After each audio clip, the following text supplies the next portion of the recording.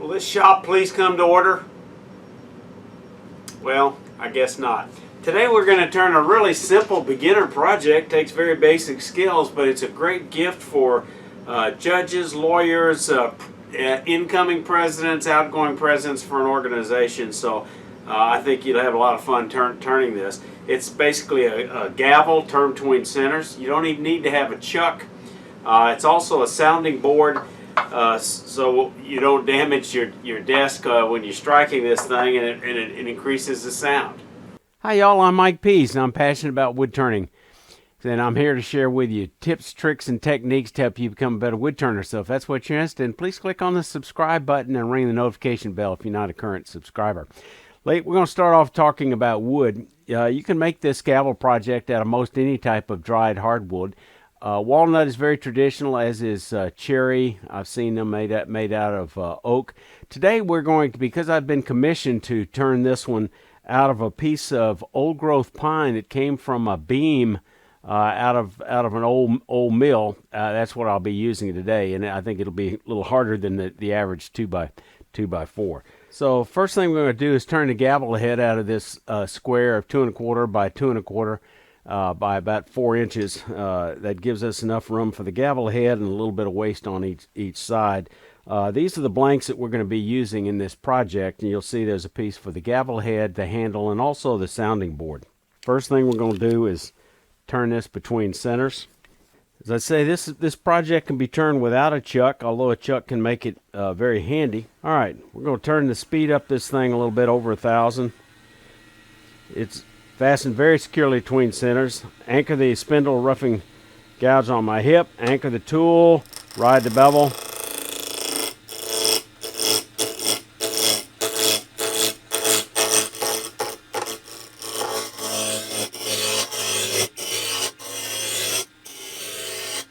Still got a little tick, so. Okay, we've just about got it round, and this has got a lot of sap in it, so it's got quite an odor that'll clear your sinuses. So let's readjust this. Now, what I suggest when you're making a project like this is to make a storyboard as shown here. It'll make it a little easier when you design your project if you know where you're going. It also makes it a lot easier if you're going to turn faster if you're going to make another one later. So we're going to take this storyboard. I don't know if you can see that very well. I don't think you can see that storyboard very well, but I can see it, and I think maybe you can see it in the blank. So I'm going to center this thing right here. Actually, I'm going to turn this at a slow speed and mark these spots. There's the center. First bead on each side. These beads are going to be 1/4 of an inch. We've got a smaller bead over here. And there's the smaller bead. And then there's the base of the gavel. And there we go. So we're going to use a parting tool quite a bit on this project to mark these features. So I'm going to use my wide parting tool and mark the waste area that we're going to turn away.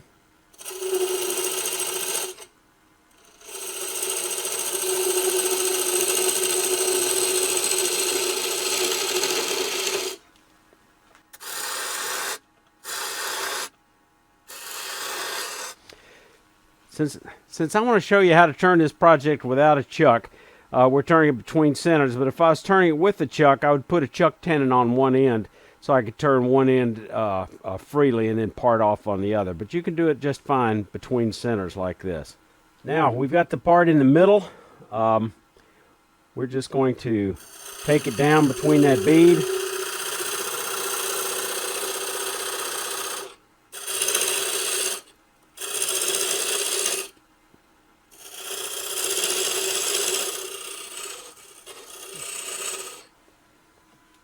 I'm going to mark the center again. We're only going to have to worry about that when we get ready to drill.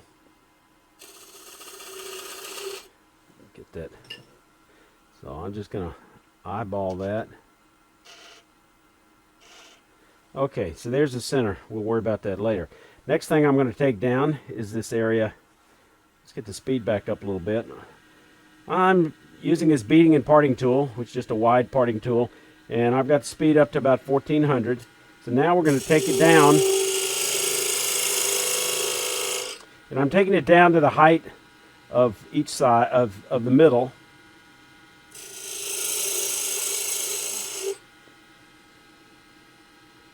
A lot of sap on here. Okay. Next we're going to do a smaller bead.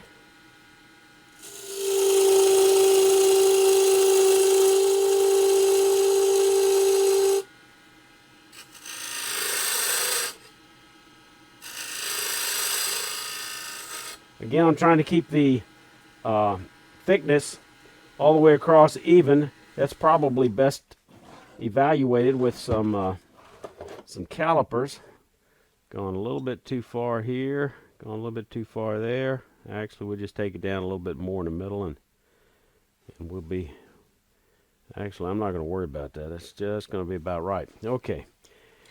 Now we're going to take our spindle gouge, 3/8 inch spindle gouge, and we're going to turn these beads. Again, anchor the tool, ride the bevel, start in the middle, and just spin this around.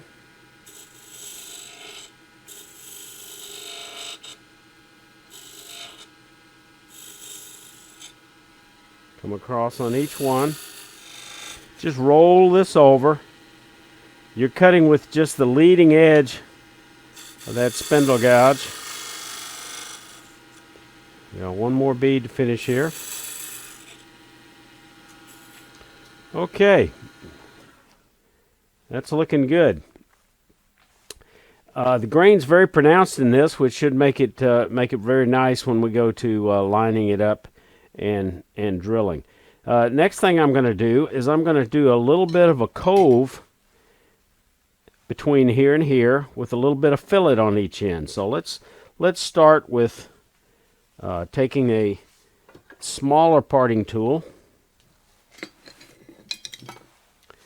and just marking that cove and that fillet. Fillet just being a little flat area next to a feature.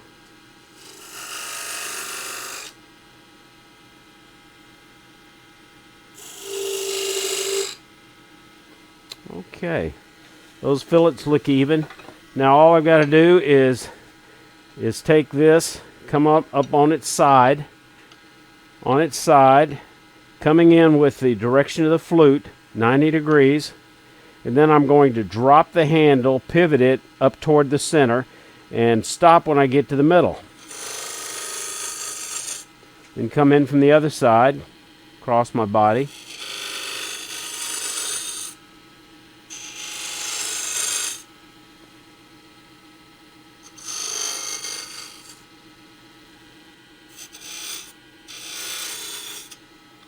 And now on the other side.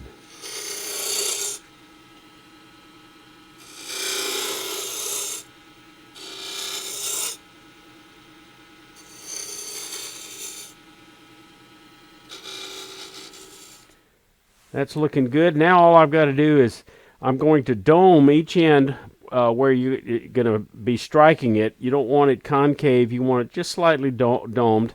So I'm going to start bringing that surface down, knowing that this is waste because of the damage on the live center and the drive center.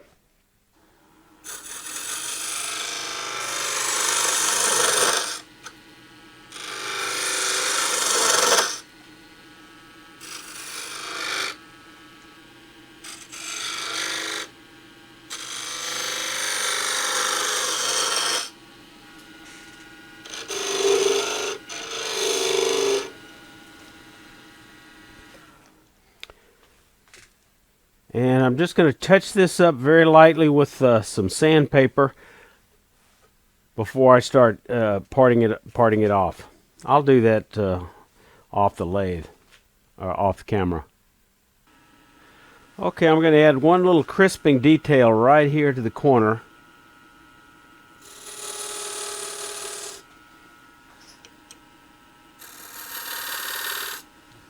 Like that. Now we're going to use a skew to start taking it down on each side.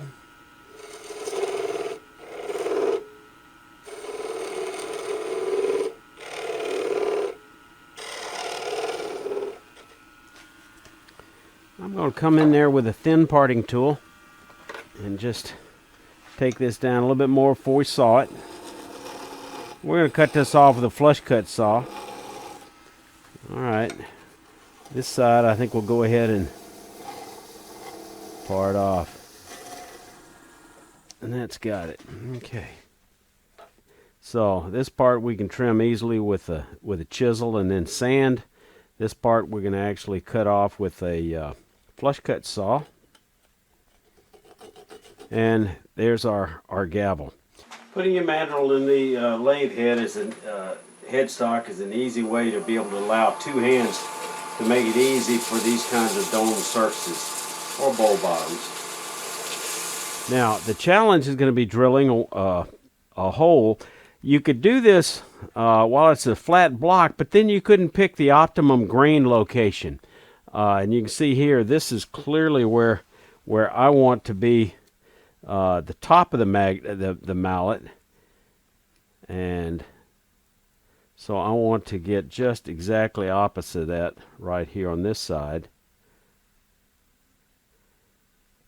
to drill, so we'll get that nice pattern at the very top. So that's why we don't want to drill it initially while the block is square. Now you could try to drill it like this, but you're going to have a hard time getting it perfectly squared up. So let me show you a couple of alternatives to doing this.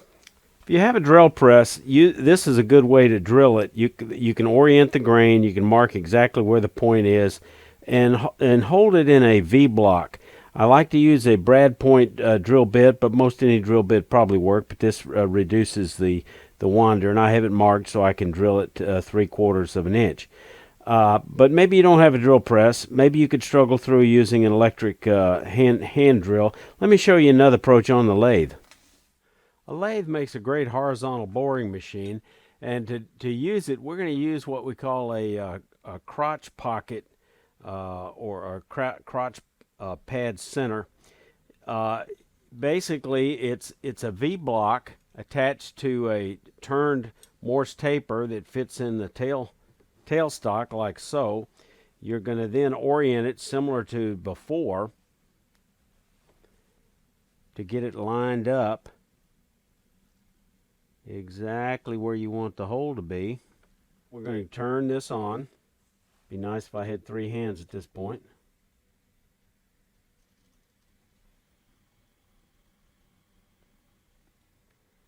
And I'm going to go at a relatively low speed. This is at about 500.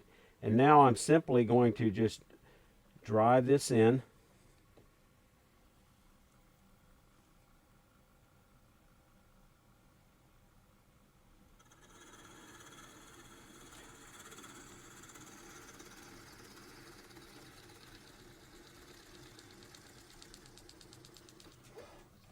And this technique works well on several things, including if you were making a stool and you needed to drill holes for cross braces. For the handle, we're going to turn it between centers using a 1 by 1 by 9 approximately. So first thing we're going to do is start getting it round.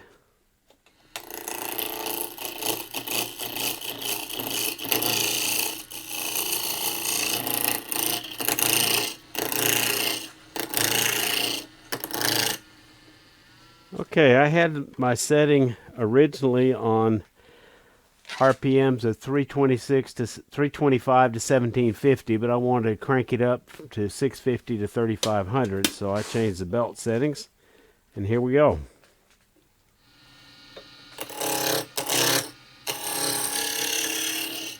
Do the turner's dance, anchor the tool on your hip, move the body.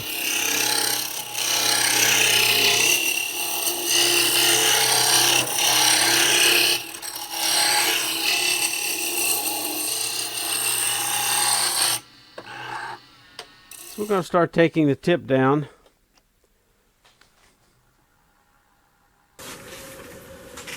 This video is too long for one video, so please continue on to part 2. where I will finish turning the handle, and I'll show you how to turn a sounding board with and without a scroll chuck.